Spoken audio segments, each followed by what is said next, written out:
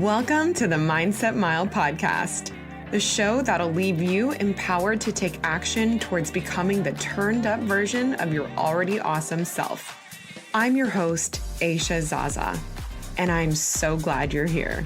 Let's go.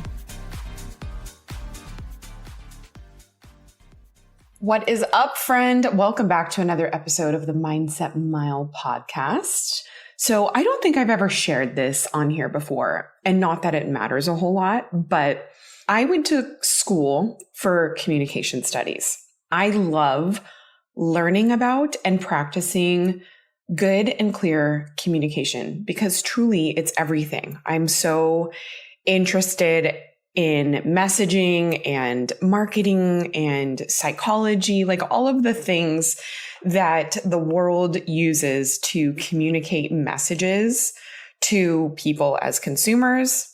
I am interested in learning tools for communicating effectively in relationships with people, friends and coworkers, and with my husband. I just think communication is everything. And the way that we are able to communicate with others dictates so much, right? Like from the trust that we build to the safety others feel with us to the quality of our relationships, which are the most important things we have in life, our relationships with others and the one we have with ourselves. And communication skills are something that develop over time and obviously are very heavily influenced by our upbringing and the people with whom we spend the most time with. And unfortunately, poor communication skills are much more common, which if you grew up in a home with parents who fought all the time, or if you were treated passive aggressively, then it can be really hard to undo how you respond to others in your adult life based on how those communication skills have made you feel your entire life. But it's not impossible. And I want to encourage that this is not a therapy session. This really is a crash course and a tool that I want to share with you. But the work that needs to be done to develop clear communication it's a lifelong thing. So it's something that the more you can put into, the higher the output, right? And when you are constantly doing the work. So I'm a huge fan of therapy. I love being able to figure out why we feel the ways we do and how to articulate those things and how to express them to others in a way that doesn't bring up an explosion, basically. It takes willingness, obviously, to want to learn to be a better communicator. But with that needs to come a lot of humility, because to no fault of your own, you probably don't even know you're not being clear and direct most of the time. Most people don't like confrontation. And because of that, when we feel uncomfortable and uncertain, it is much easier to skirt around what we're really feeling and wanting to say. And that's if we even use our words to communicate. I think passive aggressive behavior is much more hurtful than words. The thing about passive aggression is that it feels like it's going to teach the other person a lesson, or it's used because saying what you want to say is much more uncomfortable than it is to show that you are mad by being short or pretending like nothing is wrong when clearly it is. And we've all been on the receiving end of passive aggression, so you know how it feels. It breeds shame, wonder, and it often elicits taking blame for something that you're not even sure what you did wrong. This happens everywhere, in marriages, in relationships, at work, and probably the worst, between parents and children, because this just perpetuates the toxic trait into next generations. Did you know that stretching can help people with chronic pain issues they never thought would go away? Like pain in their lower back or feet where plantar fasciitis can happen? The problem is that stretching requires more time than just a few seconds or minutes, and ropes or bands won't pull your toes down and back the way a stretch therapist does for a more effective stretch up the entire leg. I've found the solution, and let me tell you, it's a game changer. I've been using the Flexx. It's a patented device that allows you to hold a grip-weighted aluminum bar with your foot in a specifically designed foot hammock that pulls your toes into complete dorsiflexion, which allows your entire leg and glutes to get stretched at the exact same time. It feels amazing. This device is like WD-40 for your achy bones and tight muscles, let me tell you.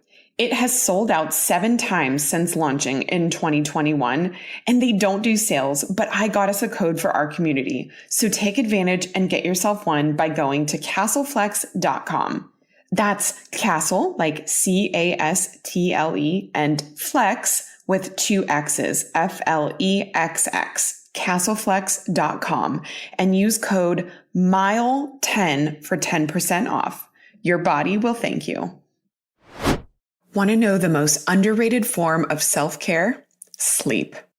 I am all about prioritizing sleep as a part of my self-care. And since we spend a third of our lives in bed sleeping, I love luxury bedding. Cozy Earth is my go-to brand when it comes to all things bedding, and I especially love their best-selling bamboo sheets. They're temperature regulating and incredibly soft. They're the first sheets I've used where I can feel a noticeable difference every time I get into bed. Cozy Earth provided an exclusive offer specifically for my listeners, so you can enjoy 35% off your entire online order when you use code MindsetMile. Enjoy. So as I mentioned, this is obviously a way bigger and ongoing topic to learn beyond this podcast, but I want to share with you a communication tool I learned in an interpersonal relationships class I took in junior college that has stuck with me ever since. It's the perfect way to address what you're feeling without attacking the other person or sounding defensive. It's easy to remember, applicable in almost any situation, and it's extremely effective. I've been using this since I learned it, and now it just feels like second nature to say it the way that I'm going to show you. So I'm going to start with the template, and then I'll walk you through the example. So the structure of the thought that you're going to say or express goes like this. I feel blank when blank because blank I'd like blank. Okay. So I feel when because I'd like. So let's say, for example, you want to let your significant other know that you're really needing some quality time because they've been working a lot and you don't get to see each other much. And this is really starting to bother you. Instead of saying something that is sure to spark an argument like, all you do is work, you never make time for me. And also, side note, from that example, you should remove the words never and always from your vocabulary when you're expressing concerns and feelings with someone. So with this example, though, you'd say, I feel sad when you work so much because I miss you. And I'd like if we could plan a date night within the next week so we can connect and catch up. Okay, so here was my template. I feel when because I'd like. So I'm going to say it again. I feel sad when you work so much because I miss you. And I'd like if we could plan a date night within the next week so we can connect and catch up. So this is a super basic, but probably very applicable example of how this could look. When you start saying what you want to say with I feel, you're identifying the feeling that you have. So you're identifying the feeling. And then when you say when you, it identifies the behavior and also separates the behavior from the person, which feels less like an attack. And when you say because, you're connecting the emotion with behavior. And when you finish with I'd like, this is your space to make a request. This is your opportunity to be clear about what you would like to be different. This format of expressing your needs, problems, or feeling is called an I statement. So it removes the you from how we normally communicate, which often can look like, you're a workaholic, you never make time for us, you blah, blah, blah, right? Like where the other person is clearly going to be defensive, you're putting the problem on them. This I statement takes the responsibility and it's showing the person what is wrong and how you feel and how you're being solution oriented with suggesting how you want things to be different. When we make other people feel like it's all about them and what they're doing wrong, of course they're going to feel shut down, defensive, and hurt. So let's say your friend or someone close to you says something about you in front of other people that hurt your feelings. Instead of saying something like, "You're such an asshole," or "You always say that kind of stuff." Using an I statement, you'd say, "I feel angry when you say stuff like that about me in front of your family because it embarrasses me. I'd like if we could talk about this between one another instead of in front of other people." Right? So I'm using I feel when you, because I'd like. I feel angry when you say stuff like that about me in front of your family because it embarrasses me. I'd like if we could talk about this between one another instead of in front of other people. So it's clear, it states your request, and it's reasonable. An I statement doesn't always mean that it's going to sound polite. It's meant to sound clear. So I want to remind you, disagreements and discussions are healthy and they're not preventable all the time, that is. But learning how to express yourself clearly is a game changer in any relationship setting. And I can feel your wheels turning right now. Who are you eager to put this into practice with?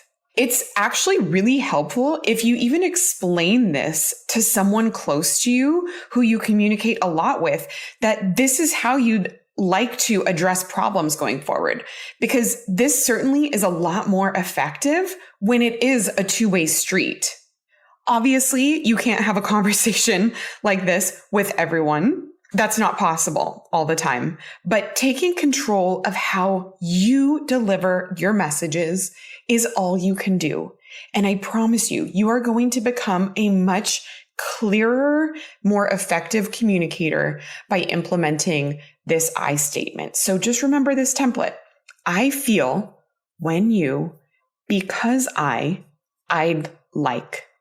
I hope this serves you big. Please tag me if you loved this episode. Be sure to send it to your friends and family. Give the show a rating and review. It helps tremendously and it means the world to me. It is the most simple way you can just say, "Thank you so much for teaching me I statements." You're going to turn my relationship around. No, I'm just kidding. Anyways, have an amazing week. I can't wait to see you next Monday. And until then, make it a great day.